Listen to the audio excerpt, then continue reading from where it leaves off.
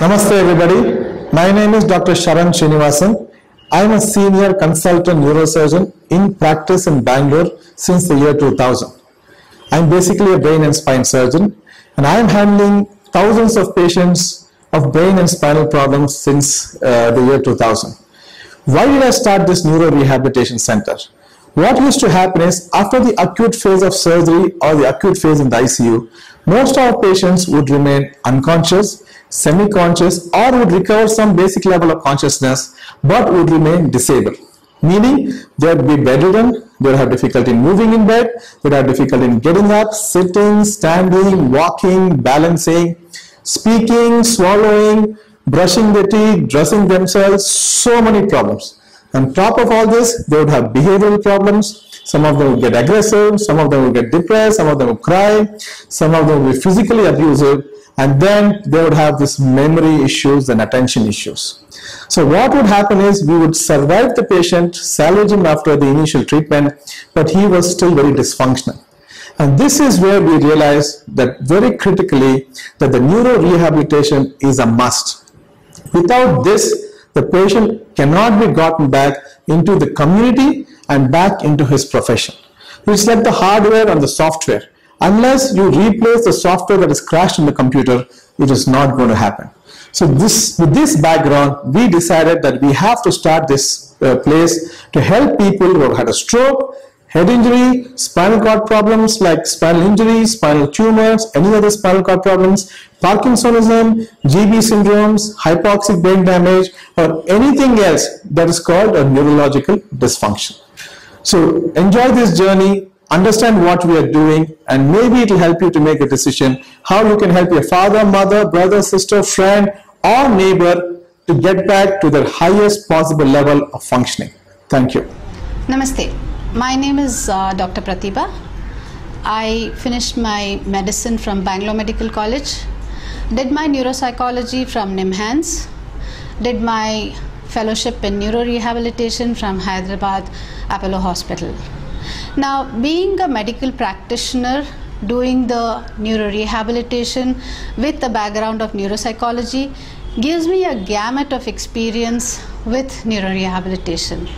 Now we start neurorehabilitation starting from inpatient facility in the ICU with 2 inpatient facilities from Jain Hospital to Manipal Hospital and 2 outpatient facilities in our Neuro Rehabilitation Center at Neuro and international neuro outpatient basis at Ahmed Center.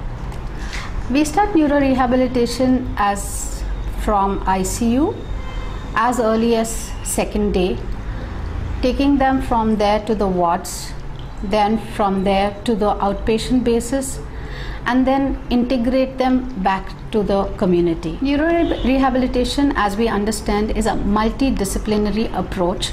It's a process which includes physiotherapy, occupational therapy, speech therapy, language therapy, swallow therapy, cognition, which is inclusive of memory, behavior.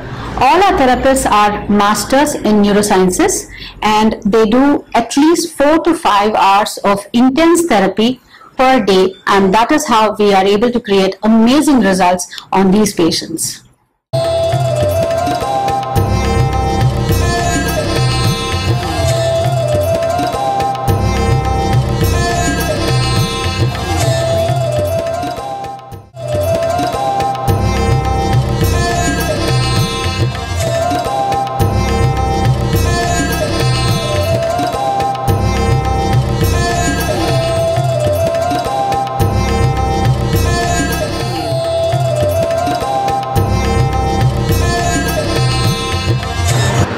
Welcome to Physical Therapy Department.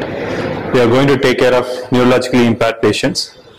Particularly, we look for bed mobility training, sitting balance training, standing balance training, and followed by walking. So in this patient, we look for rolling to the sides and supine to sit. This is the place where we train bed mobility. Machi. Turn. Turn.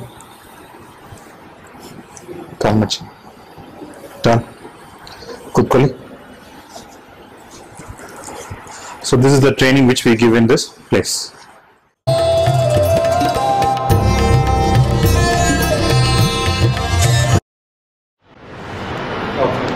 So we are using the V board for the balance retraining.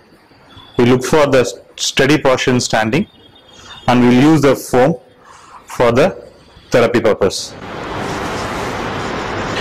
So here we have two cameras and we have software where we can do the gait analysis. So both the cameras simultaneously record the patient movements, and then the software we can analyze the movement, and we can decide which kind of therapy will help with this patient.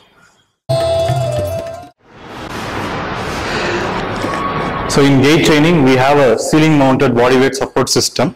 We have named it as walk free. Actually, it helps the patient in standing up and doing standing balance activities.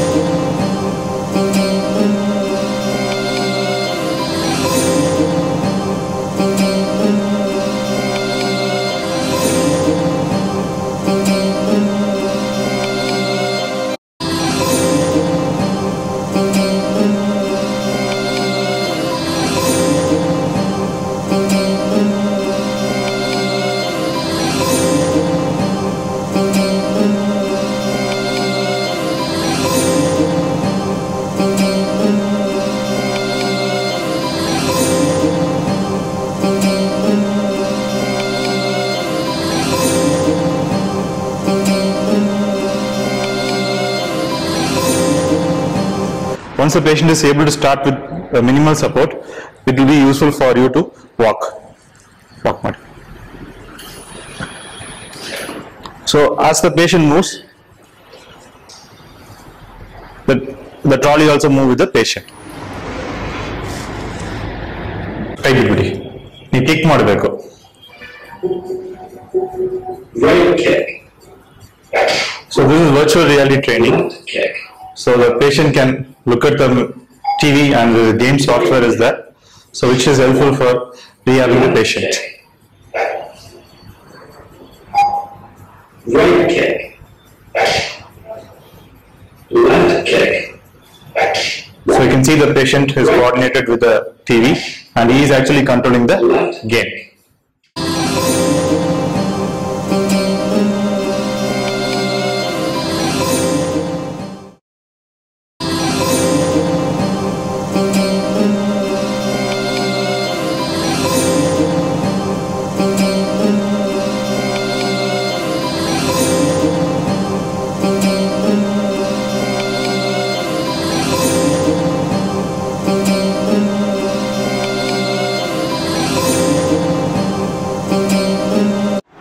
Welcome to the Department of Occupational Therapy at Neuro.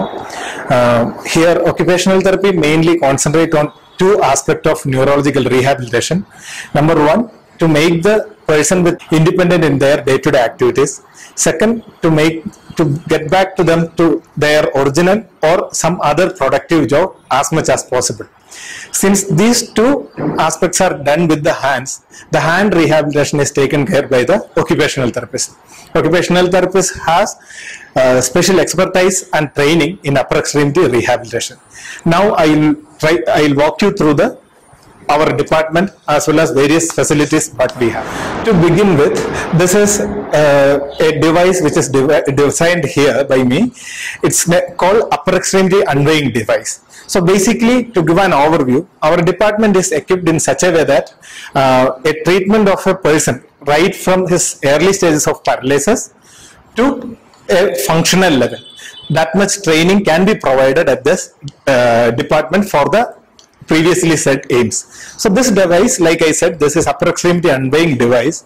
This is designed for the very early rehabilitation of a paralytic upper extremity. To brief out, this device has a movable arm with a ball bearing based movable to harnesses. This harness will help the person to unweigh his hand. So after a paralysis, the main challenge for a patient will be the weight of the limb. So that part is taken care by this device. Then with this device, the person will be able to move his hand forward and backward as well as sideways like this. And this chair is specially designed for such people, because once we give this task of moving the hand forward and backward, there will be high tendency to use the body. So with this chair and with these straps, to a great extent, such unwanted movements will be prevented. Now, once the person is able to move his hand with the help of this device forward, backward, as well as sideward, we'll be going to the next level. So stage, the major challenge is like from this plane, horizontal plane, to reach the extremity to an above head level. So this aspect we will be achieving with the help of this particular customized table. This is called a hydraulic table with cutout top as well as flip up top. Here I can adjust the height of the table like this, as well as I can increase or decrease the angulation of the top, and there is a cutout here, as you can see. What we will be doing is the person will be sitting here, and his paralytic upper extremity will be supported to one of these scooter boards. So this scooter board in fact gives moderate support up to the forearm, whereas this will give support only to the distal hand. So immediately, as a transition process, after that training, we will be giving training with that device, that longer scooter board. With that, the person will be able to move in this against gravity, this vertical plane. So gradually the person will be learning how to lift up the hand from this plane to this plane. Once that he is well versed with that, then we will be going to this smaller scooter board. Here only the distal arm will be supported. This is of course a little more challenging one. Like that, I can grade this angulation up to 50 degrees. So the person will be functionally able to lift his hand up to this level, which is functionally adequate to carry out day-to-day activities. Once the reach aspect is trained, the next major step is like to teach the person to use his fingers. There are two major functions. One is grasp, as well as then second is release. So here we have a set of equipments. With these equipments, we will be basically giving training for various kind of hand grasp as well as releases. So here the beauty of occupational therapy is we will be designing exercises according to each patient's specific need. For example, a person who is a tailor, for him the range of activity we will be giving will be entirely different from that of a goldsmith or someone else. So based on the person's occupation, we will be customizing the exercise. That is the peculiarity of occupational therapy. So we have all the range of equipments and equipments to give this kind of training.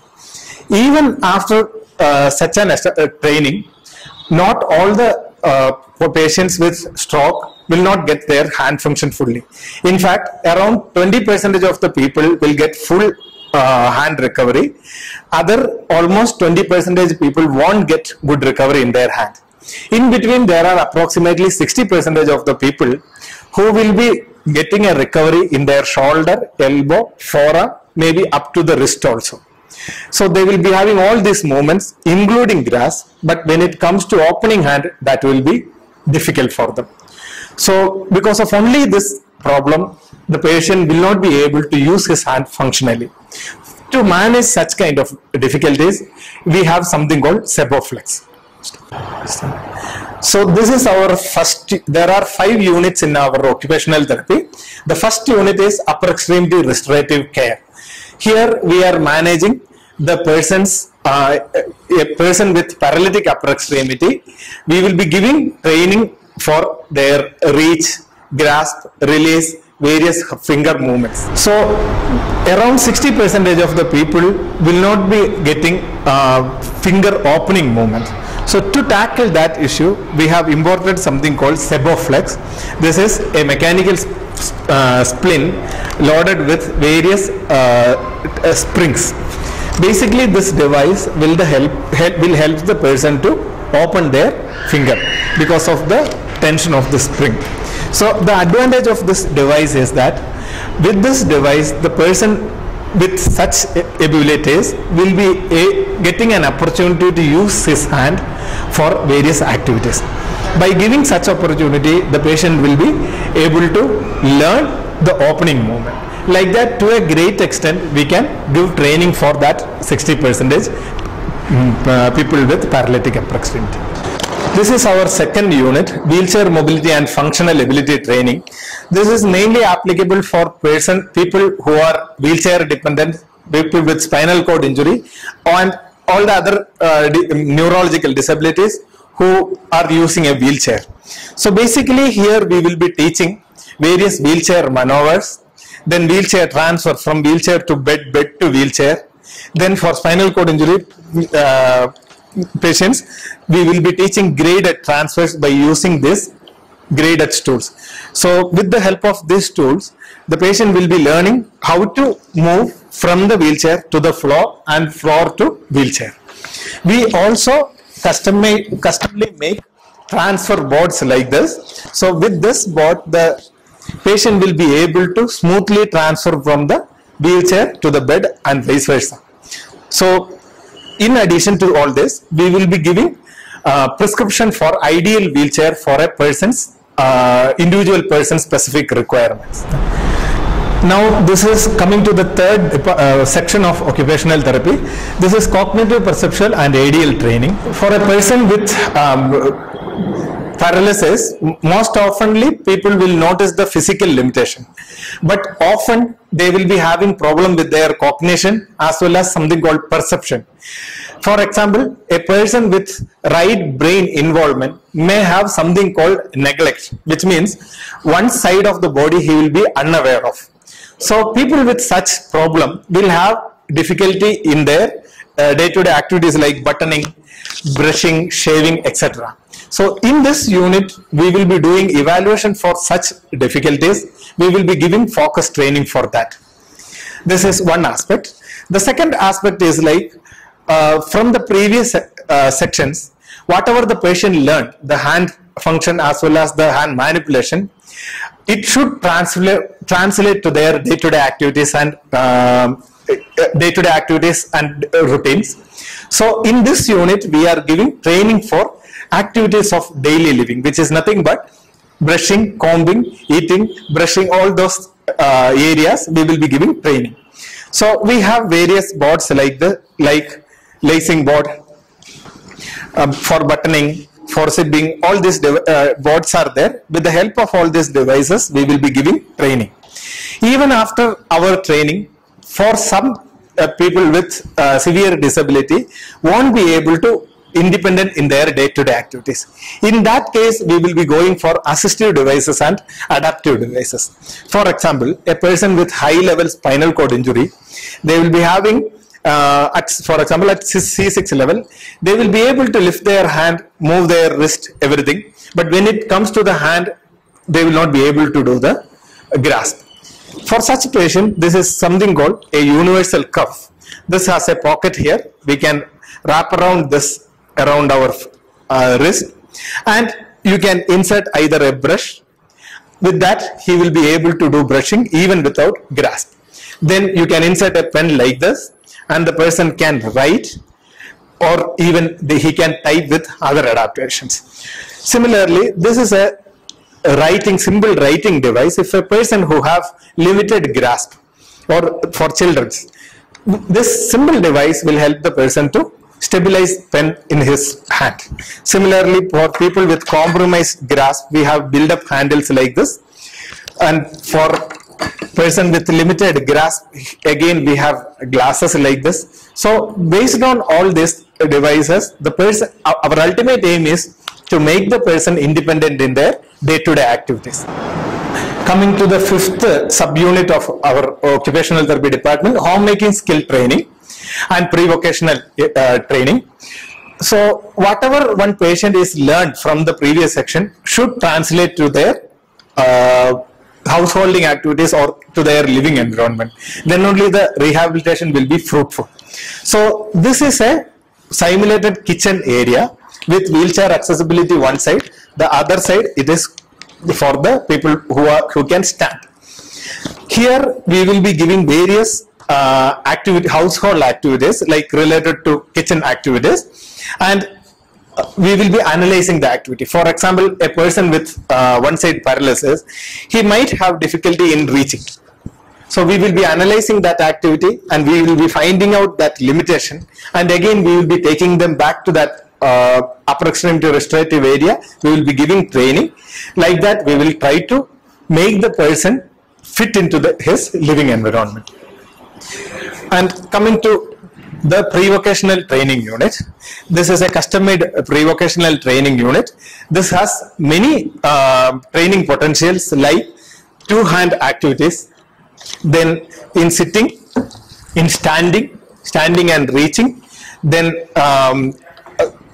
this is wheelchair accessible from both the sides, and here on wheelchair how the patient can do work by sitting on wheelchair, and sitting on wheelchair how he can reach at various levels. Those aspects can be trained. In addition to that, standing and reaching, from forward reaching, sideward reaching, various vertical reach, all those aspects we can give training here. On this side, as you can see, there are various shelves. So like I was explaining earlier, the person with paralysis often have problem with the perception.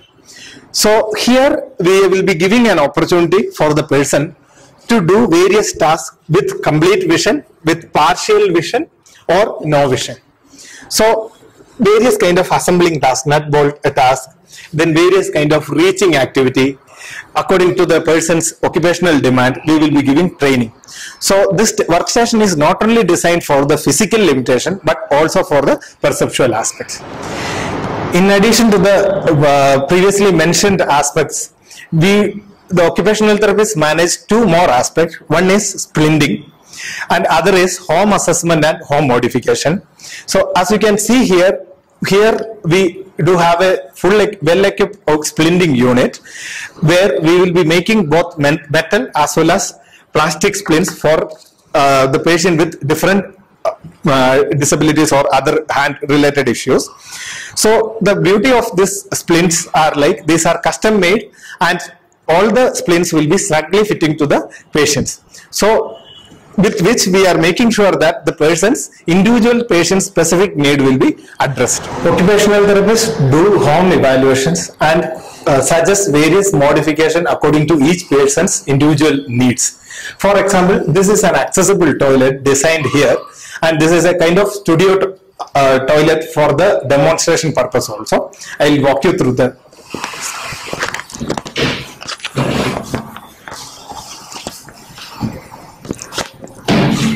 This is a disabled free accessible toilet with the various grab bars in it. This is with international standards and all the measurements. So this is for a person with one side weakness. This grab bar, usually they will have a problem to sit slowly and get up from the lower surface to up.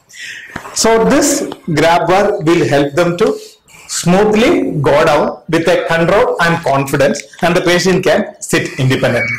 At the same time, this is a detachable stool. On this, the person can sit and he can take bath. Similarly, we have a flip-up U-shaped grab bar here. So for the person, in order to get up, or if he has the left upper extremity spare, he can hold this grab bar and he can gradually sit down. Patient with paralysis usually face a challenge to clean after the job is done. So here we have a simple modification, a faucet like this with water coming from the back side. This will help the person to clean himself.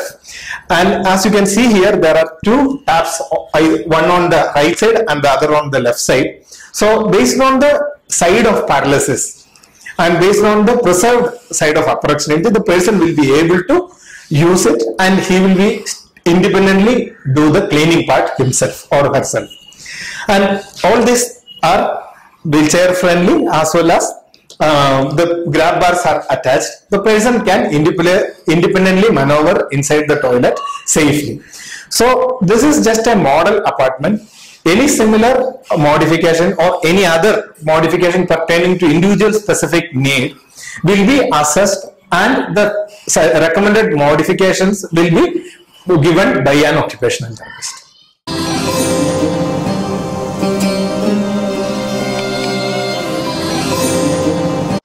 Welcome to Department of Speech Language Pathology.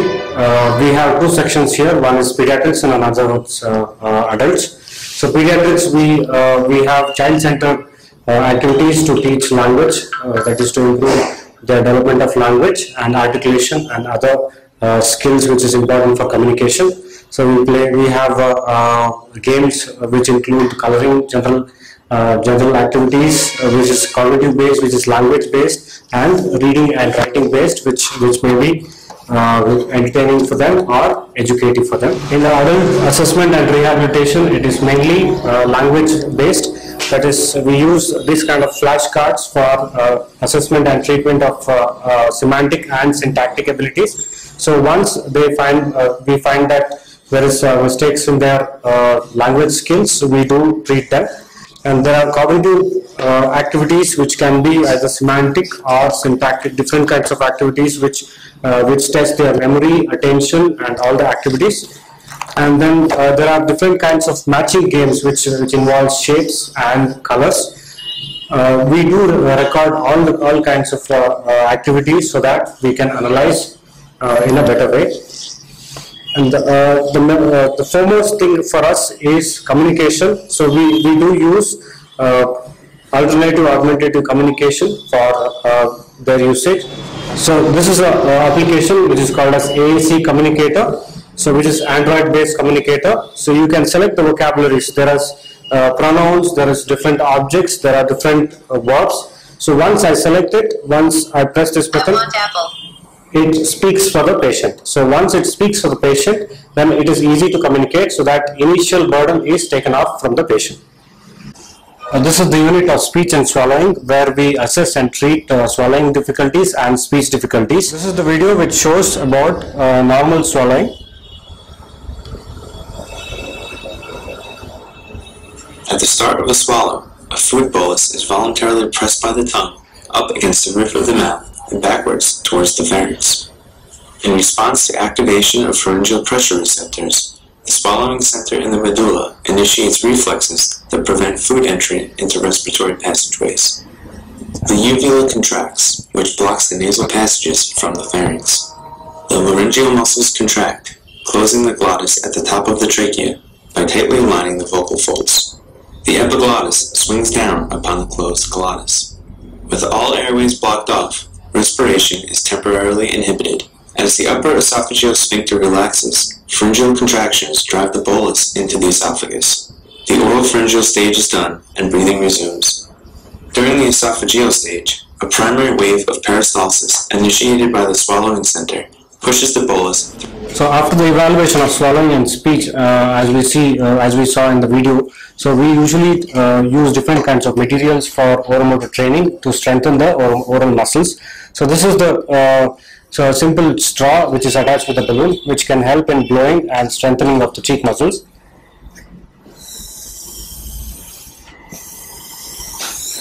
So these kind of activities, and there is a wedge which will help in strengthening the lip muscles, and also jaw muscles if I keep it between the teeth.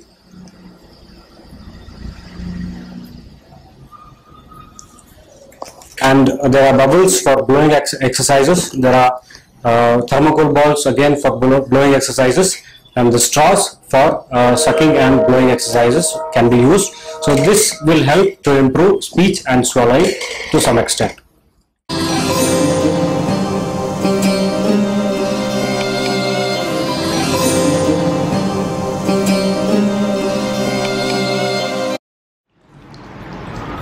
Neuropsychology is nothing but study of cognition and behavior. Now, there are different functions of the brain that one assesses with different tests. Now, different functions are the speed, which are motor and mental speed, different attention spans like focused attention, sustained attention, divided attention. Fluencies could be verbal fluency, category fluency. Then coming to memory, different kinds of memory like verbal memory, visual spatial memory, it could be visual construction memory. Then planning, executive functions like planning, it could be response inhibition like behavioral patterns. Then it could also be logical memory, it could be parietal functions.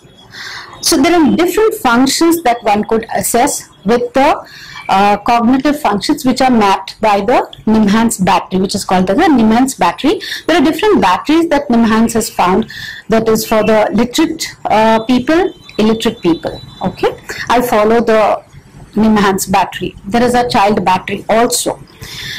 Now, following this, there is an assessment done, after which the retraining pattern that is done. The philosophy that I follow is neuroplasticity, rewiring of the brain, which impacts the people in a very big way.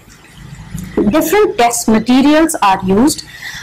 Now, for the retraining part of it, there are paper pencil tasks which are used. There is also computer-based technology which is used for retraining. In the cognitive retraining, there are two types, home-based and center-based. So depending on the intensity, it is done everyday basis. The home-based is written on a book and given to the patient. Follow-up can be done on a weekly basis or on a monthly basis, depending on the logistics of the patient. Now, the behavioral therapy should be done ideally on a daily basis, but again, depending on the logistics of the patient, it can be done a follow-up on a weekly basis. For the computer-based cognitive retraining, I use Dr. C.R. Mukundan's brain function therapy.